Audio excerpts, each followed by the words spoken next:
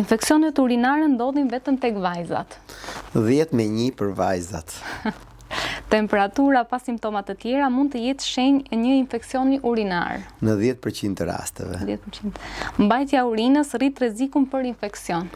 Po, patjetër, kjo urinimet e rregullta janë shumë të rëndësishme.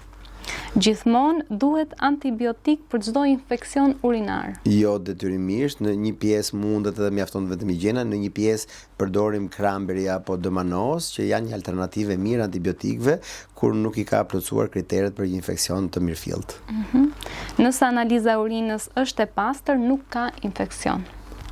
Nëse analiza urinës është e pastër, mund mos ketë infeksion sepse ekziston një koncept që pak njihet, po pavarësisht se unë e shpreh pas here që është bakteriuria asimptomatike, që do të thotë që nëse pacienti nuk ka ankesa, urina komplet e thjeshta që quhet del normal dhe urokultura përgjithsisht del me mikrob, por për arsye të ndryshme, ndoshta ndonjëherë dhe për shkak të ndotjeve apo kontaminimeve, unë refuzoj që t'u jap antibiotik dhe mbështeten përsëri tek ajo pjesa e higjienës dhe te pjesa e produkteve bimore për të parandaluar apo ta luftuar këtë infeksion.